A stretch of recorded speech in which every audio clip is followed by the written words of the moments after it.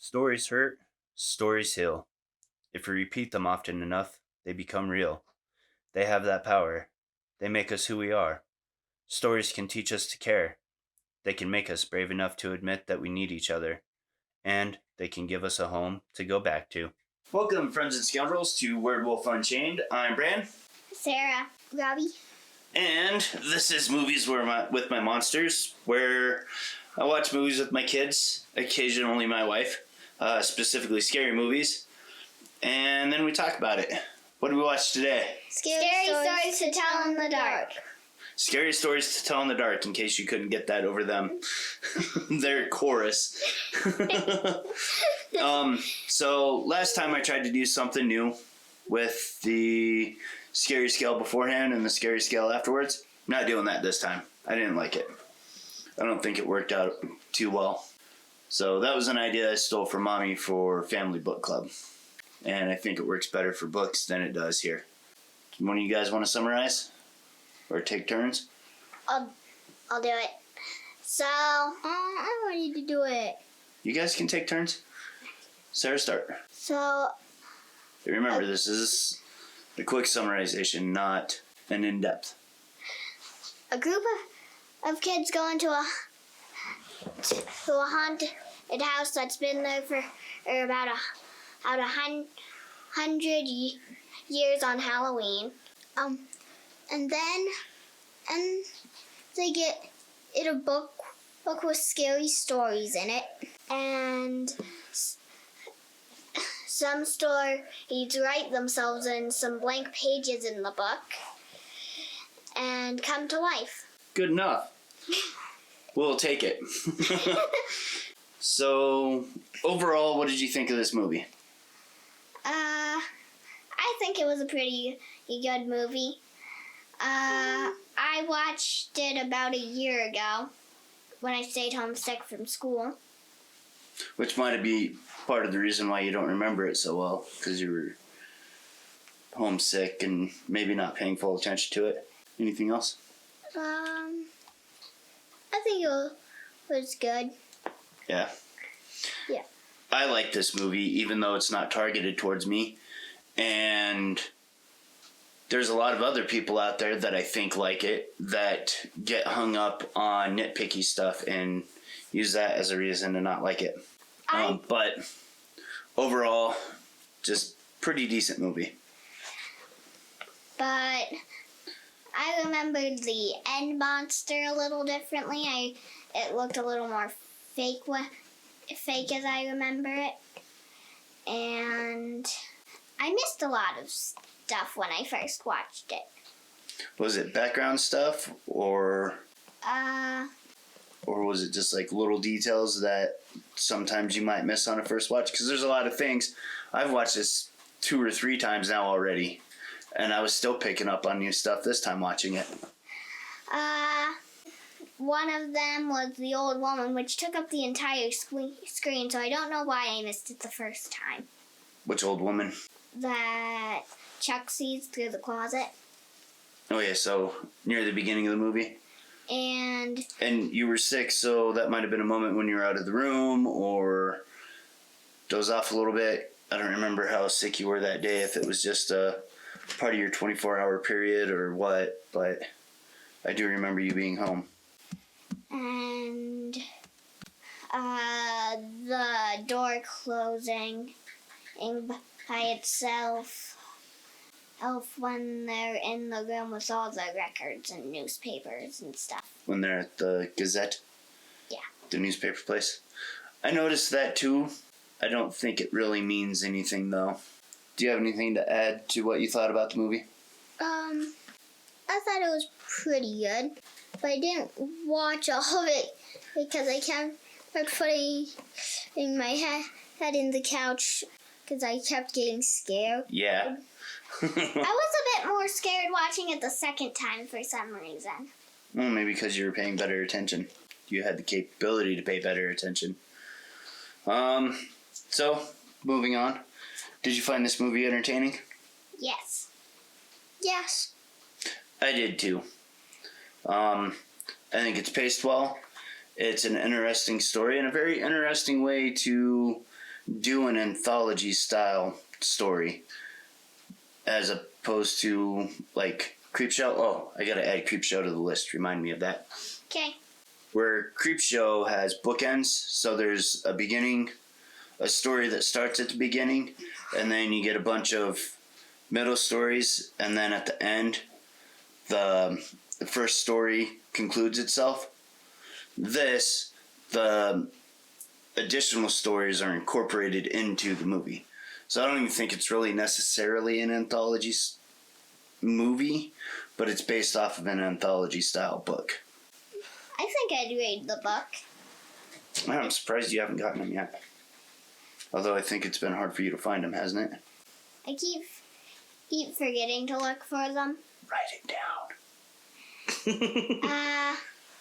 I think the school library has them because I remember my friend once reading some of these stories out of a library book, and that's how I knew some of them.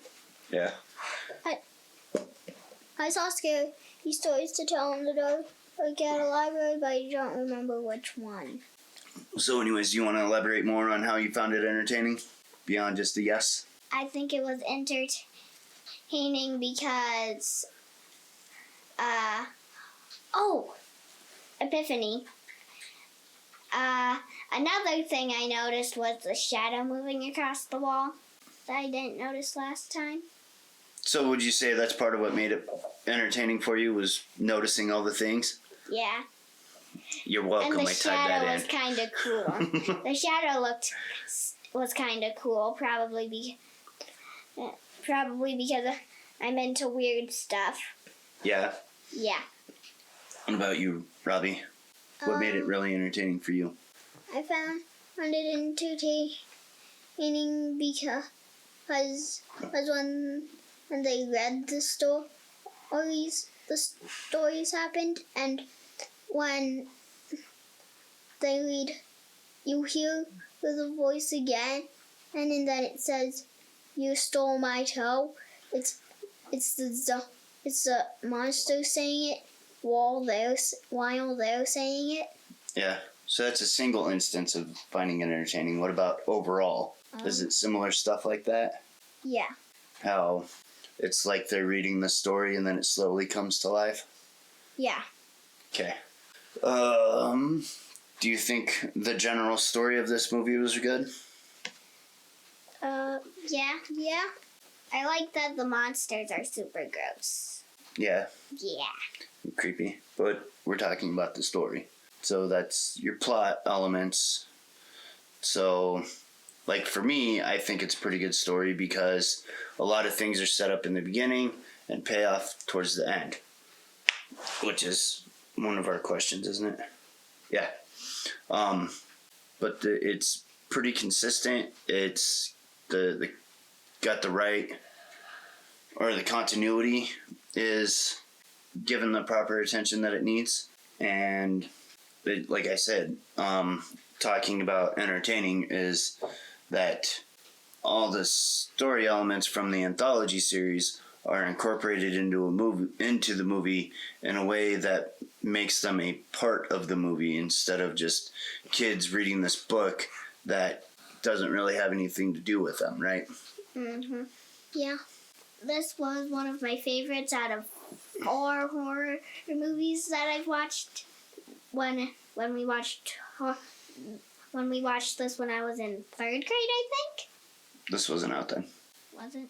No. So it was last year. This came out shortly before you watched it last year. Do you guys have anything more with good story? No. But I have one more thing about entertaining. Okay. So I like that when in the end when that guy's being chased by the last monster, I forget her name. Stella, and the guy who keeps getting chased by the monster, they're both in the same spot at the same time. But in different periods of time? Yeah, I like the time travel element. The scene when when one of the last monsters, the one that comes down the chimney, when he kills the cop, that seemed a bit like Paranormal Activity a little bit. There's a lot of common things like that you'll find in horror movies. Yeah, because what's that guy from Paranormal Activities for? What's his name? Well, there's a couple of them that have their necks broken like that. Yeah, but his neck is turned all the way around. That was Ben from the fourth one, right? Yeah, and his neck's turned all the way around, like the cop's neck. Yeah. But I was thinking, and goes like I was thinking about, and then I was thinking about the end of 3. With Dan? Mm-hmm. Because you didn't watch that one. Or no, not Dan. That was Dennis, who doesn't have his neck broken. He gets bent in half. You're thinking at the end of 2. Yeah.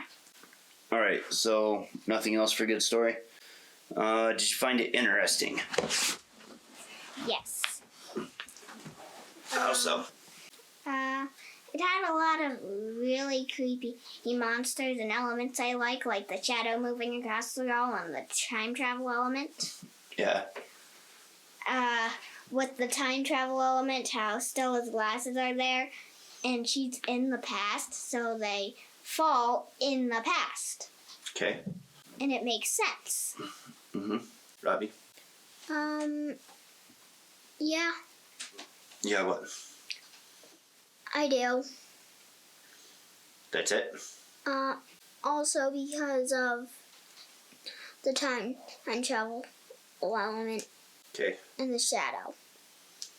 Now again, we want to think of the whole movie because you didn't know the time travel thing was going to happen. So I think it was interesting because of the time period that it was set in. They get away with a lot of things that would be difficult to incorporate in the world today. What time period was this set in? 1968. Mm-hmm. But also, they were making parallels to our current time. Because I forget when this movie came out. I need to look. Because Trump's often compared to Nixon as a president.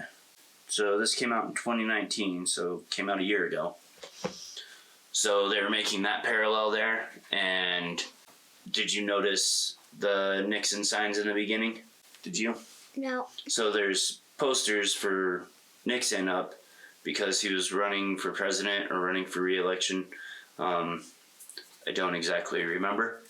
But they had swastikas on them to replace one of the letters. I didn't pay enough attention to remember which one. I just noticed the swastika. And that's funny to me because, again, they're trying to make that parallel to Trump. And Trump was called Hitler and a Nazi, but so was President Obama, and so was President Bush, and so was President Clinton, and the first Bush, and Reagan, and Ford, and Carter, and like almost every president since 1945 has been compared to Hitler in one way or another by the other side. So if it's a Republican running or in office or whatever, the Democrats will call him a Nazi. If it's Democrat, the Republicans will call them a Nazi. That's interesting. It is kind of funny. And that kind of plays into the themes that we'll get into later, potentially. But there's also other things that fit more casually in that time period than they do now. What else is there? What are some of the things that they get away with? Well, like the racism on Ramon. And how the sheriff seems like he might be being racist. But he's also suspicious of him being a draft dodger. So it's a little ambiguous which one he's actually being, right? Because he's never blatantly racist to Ramon, but it is in a time period, and the sheriff's old enough that he would have remembered a time very clearly before the Civil Rights era, which was in, do you remember? Nope. 1964. Well, 63 63 to 65 was when the one of the final real pushes of the civil rights era happened. And this takes place in 1968, which is just a couple years after that. So the sheriff's old enough that he could be a hardcore racist and still be able to get away with being that way. But he isn't overt about it. If he is, it's very layered. But we see Tommy being racist, even though he's a teenager, probably because of his family upbringing. It's also interesting because it takes place in Pennsylvania, and a lot of times now racism is applied to the South only, and people forget that racism happened all across the country.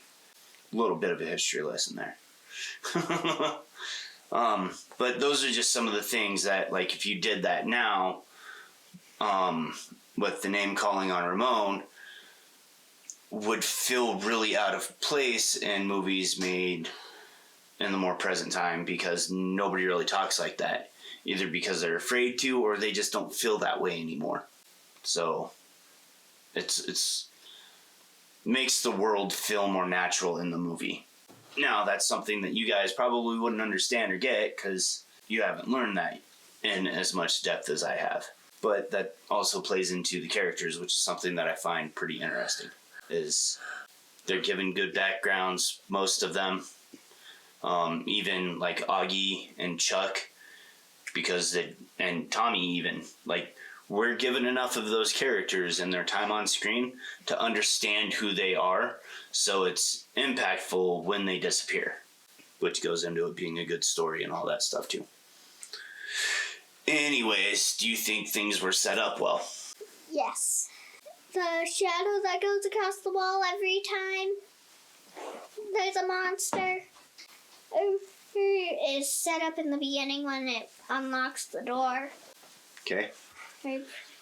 That's set up well, and it continues to happen. Yeah. Anything else that stands out to you? No. Robbie? Yeah. The shadow. Stop copying your sister. Hey, you can go first. Then you'd start copying me. No, All I right. wouldn't. I'm going to go here and, like, Chuck's paranoia, right? You know what paranoia is? Yeah. No. It's when you think things are... This is a very, very basic description without looking it up. It's when you think things are happening, but they're not necessarily happening in the way you think they are. So, like, he sees the red room in the beginning, right? When he opens the closet door and sees the woman, that room is red. Yeah. And then he keeps having a dream about it. Then he's, like, as the truth comes to light to these characters and they start realizing that this is real, he starts getting really scared. And he spills ketchup on himself, right? Mm-hmm. Yeah. And it writes the red spot. And Stella points out that he's got a red spot on him. So he starts freaking out even more. Then when they go to the asylum, the records are kept in the red room, right? Yeah. And he's been having a dream about a red room. And this is something I really like that they do, because he's like, red doesn't mean it has to be a literal red room. I'm not going there. So that sets up for him to separate himself from the group, right? Mm-hmm. Yeah. Whereas if he would have went there, may have still happened, right? Mm-hmm. But we don't know. But because he's separated, he ends up in a hallway. Is a hallway a room, No. as we normally think about it? No. But does it have to be a literal room? No. But it is literally red, right? Yes. So his paranoia sets up for him to be separated from the group, and he points out the literal and figurative aspects of the story. Now that you point that out, I've been thinking about the characters a little bit. Yeah. Mm-hmm. Okay, we'll hold that thought. Okay. Let's see here. So, do you have any themes that you think were done well? Or not themes, things that are set up? No. No? Okay. And that's fine. I mean, you might miss stuff. That's why we're doing this. That way we can learn to pay attention, right? Mm-hmm. Because first and foremost, I want you guys to try to be entertained by the movie first. And then think about it. I used to just stare at the screen blankly and acknowledge what's happening. Right? And that's fine. But kind of doing some of these things can help you be more immersed in the movie. If that makes sense. It can also help pull you out of a movie real quick because you're thinking about it too much. Like, I found myself doing that a few times recently. Do you think there are any themes that you picked up on? Themes? No. Trusting people even when you think you can't. Don't just go like, no, that can't be true. Think about it a little bit. Like what Ruthie does. She's like, no, I'm leaving. This is nonsense. And then the spiders come out of her space. Yeah. So, trust is something that's present throughout the whole movie because Ramon is a stranger. Mm-hmm. Yeah. And we meet him through them putting the three other main characters by putting their trust in him to keep them safe from Tommy, right? Mm-hmm. Yeah. And then they have to rely on trusting each other. Like with Ruthie, what's Augie's big downfall? He doesn't trust that the stories are true either, does he? No. Until he's faced with the hard reality that maybe this is. Like when he pulls a toe out of his mouth. And then he spills an eyeball out of the soup. And then Chuck trusts in them, but Let his paranoia get in the way? he doesn't trust his friends. Like, he trusts in them, but maybe not enough to believe that they could keep him safe, right? Yeah. So trust is something that happens throughout the whole movie. I could finally find a theme. All right. So the movie opens with a quote and ends with a quote. I need it. Stories hurt, stories heal. If we repeat them often enough, they become real. So in this movie, we see a lot of how stories hurt people, right? Mm-hmm. Yes. Then at the end, Stella uses a story to help heal, right? Mm-hmm. Yeah. And a lot of times, like Stephen King is very known for this. A lot of his stories come from personal pain that he's feeling. So it's his therapeutic way of dealing with his emotions. It helps him get them out in a healthy way, so that way they don't eat him up inside and he doesn't turn them into something to hurt other people. And we see that kind of happening all throughout, that, you know, Stella needs to heal. So maybe that's why she's writing, is to deal with those emotions. And horror stories can help us deal with those emotions in a much more honest way than some other stories do, like dramas, comedies. Why? Because we can, like, the more negative emotions, especially like grief and depression or guilt, things like that, they can seem like a monster inside of us. Anger's another good one. They can seem like a monster inside of us. And if you can deal with that in a drama, but it doesn't give it quite the full weight that it needs to express your true feelings of how you feel. Like, one we'll probably watch before too long, I don't know when, don't ask, is The Babadook, which is a metaphor and an allegory for depression.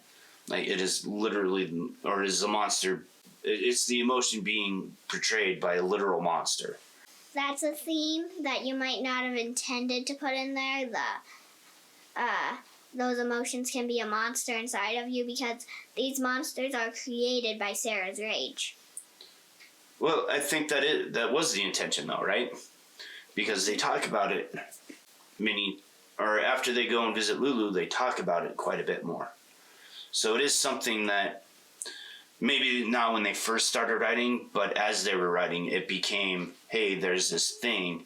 When I said intended, I meant you didn't intend to point that out as a theme. No, I didn't. necessarily. Okay. Not in that direct of a way. Which is another thing that's great about movies is that sometimes you write with one intention, you start with one intention, and end up with another. And I say writing because movies start with writing a script, right? Mm-hmm. So a lot of times you'll write with the intention to have one thing, but maybe some other things get sprinkled in, kind of like we intend to make soup, right? And we start off with the basic soup ingredients, but you also add additional flavors. Not exactly the best because you intend to add those flavors in, but sometimes those flavors don't turn out the way you expect them to, right? Yeah. Yeah. Okay. What did you think of the atmosphere in the movie? I think the atmosphere was good. Now that I've been paying attention a little more, I got a lot more scared. Okay. Which goes back to what I said about doing this, talking about this. It's helping you pay better attention to those things. So that's an instance where it helps you become more immersed in the story. So I think it had a good atmosphere. Part of what gives it a good atmosphere is how gross the monsters are. Yeah, They're like really gross. they are. I think the jangling man's pretty creepy. I'm glad he was saved for the end. I didn't find the pale woman very scary, but That was unsettling because of the all black eyes and the skin turns into a dress at the bottom. yeah. Yeah. What about you, Robbie? What do you think of the atmosphere? I think it was pretty high. What does that mean? Yeah, what do you mean by that? Like a really strong atmosphere. Okay. In what way?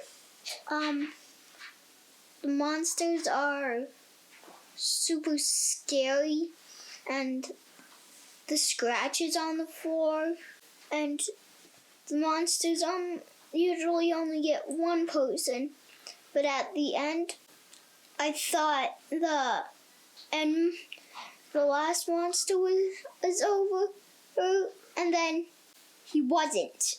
Yeah. Yeah. So, go ahead. Another thing that sets up the atmosphere is zooming in on the spiders coming out of Ruthie's face. Kind of. Because you can see that, and that's what made me go, ew. Well, not only that, but at first it just kind of looks like a hair sticking out, right? Yeah. Mm-hmm. But And then she touches it, and it moves. But me watching it a second time, that doesn't really get me because I know it's a spider. Yeah. So they definitely played with the sound design a little bit to give the jump scares. There was a couple of times I thought the music was very there's a couple times I thought the movie was appropriate to the setting, to the story, and everything. And they started off really good, and then they just kind of let it go. Ooh, another theme, back to themes. And that was actually a little bit disappointing. Back to themes. Another good thing is to never give up. That's only expressed once at the very end. Stella says, if one thing Sarah taught me is to never give up. But she's taught that throughout the whole movie, right? Yeah. We see her constantly being perseverant. What are some other things? The lighting sets things up quite a bit. It's always pretty dark. And grimy and grungy, which is another nice thing about being set in the 60s, is they did a really good job of giving that grimy, grungy feeling, like it's a little bit older. Another good thing that sets up the atmosphere with the monsters, they look so real. Much realer than I remember. Which is, most of them are done with practical effects and then touched up, sometimes a little too much with CGI. Which is one of the things that a lot of people complain about with this movie, is that it gets too CGI heavy even though they used practical effects. It's like all the monsters are real people. And we'll get to see here in about 5-10 years or so if the CGI holds up. I don't notice the CGI a lot. Only when it's like really there and stands out a lot, like with like in Garfield. Yeah, and that's an older movie, So a lot of times, like right now, the CGI looks pretty decent because it's the most improved that it can be, and we're used to seeing it like that. But think of like the Brothers Grimm, that has a lot of CGI in it, and that's pretty bad CGI, wasn't it? Yeah, I thought it was pretty good. It didn't really stand out to me. It did to me. I could tell when it was CGI and when it wasn't, or when it was like CGI added to a real scene. So like the vines are the best example of that. I think we've talked about that pretty much. Who was your favorite character? Now that you've talked about it, I think Chuck is my favorite, partly because Stella and Ramon are nagging on him to come even though he really doesn't want to. But what about his character makes him your favorite? He's practical joker. He doesn't take things very seriously, and even when he does take it seriously, he's freaking out all the time. And I tend to not like characters who are like, no, this can't be real in horror movies. I tend to not like those characters that don't take it seriously and treat it like a game or get mad because they think it's a prank or something. Yeah, like Griffey does. So for me, I like Ramon quite a bit. They give him a lot of realism and a lot of weight, and I can relate to him a lot because I was in the military and I don't like the war stuff, right? I've been very open with you guys about that, my feelings on the wars, or present wars. And it's not necessarily that he's against war, but that he's afraid of being hurt, right? Because his brother came home in pieces, which is another thing that was set up pretty nice. Anyways, so that's part of the reason why he's one of my favorites. I also like Stella quite a bit too. Bobby. Trego. Who? Trego. The cop's dog. Oh. Yeah. Why Yes. is he your favorite? Because he's cute when he runs away from the chimney. When he nopes out. Yeah. I can relate to that too. All right. Is there anything that you guys would fix to make it better for you? I think the scene with the old lady and the dog is unnecessary. Me too, because too many dogs. And there was a scene after that I was thinking about, but I forgot what it is. I don't like the scene with the old lady because it made an extra dog and it didn't make sense. But it's there to set up for Chuck, right? Yeah. Because that's when he starts having the dreams about the Red Room, and that's what informs Cerebellos about his fear. Because you remember Stella says, we don't read the book reads us? Yeah. So, with Tommy's just kind of a jerk to Harold. I'm sure there's some kind of long-lasting fear that he has of Harold, and that's why he's mean to him now. So maybe something from his childhood, maybe he just finds him creepy or whatever. Augie, that was a story that was told to him as a child, and it used to scare him a lot. So we have very basic scares in the beginning. Then, who's next? Ruth. Ruth's a little bit vain, right? Doesn't like spiders. The haunted house. And she doesn't like spiders. The spider webs fall on her. So there's that. And then Chuck, when he's in the house, sees that room and the lady, and he talks about how his dreams that have been scaring him are a red room with an old lady. Then you've got, who do we have after that? Ramon.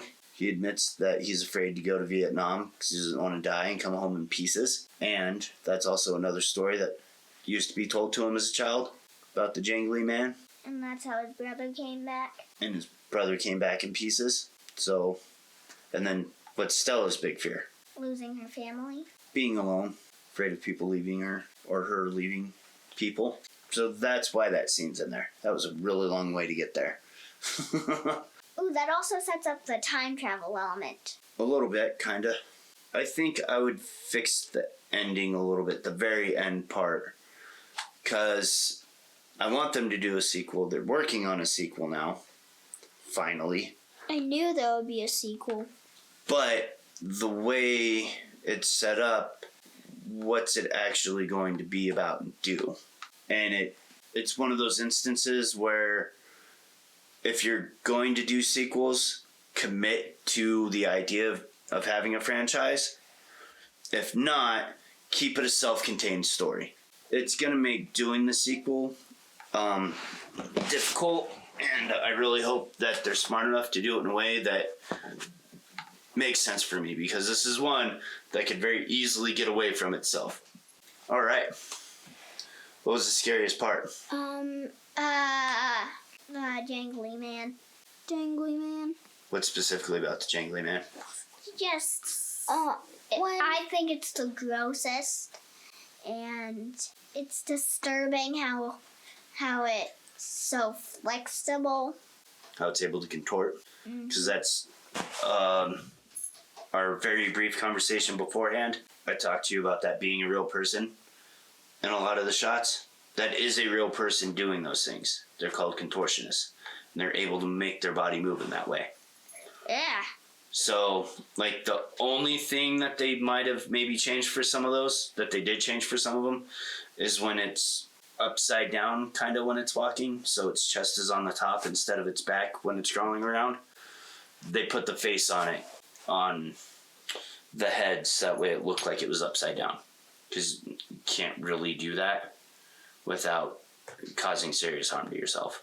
So both say the Jangly Man? Yeah. There wasn't really anything that actually scared me in this. I would have to say the Jangly Man is definitely the creepiest because of all the different parts. Maybe it takes me back to some of my stuff when I was a kid that kind of scared me. Like Terminator 2. What's that? It's a movie that we'll watch someday. So, how scared were you? Like on a scale? Scared. Yes, the scary scale. 10. 10? I think somewhere around 7, 8, 9, or 10. We'll pick one. 9. A 9. I'd probably give it like a 3 or 4. There's a few things that get to me a little bit. Like the spiders. And they crawl out of her face. I'm surprised neither one of you said the spiders, because you both reacted super hard to that.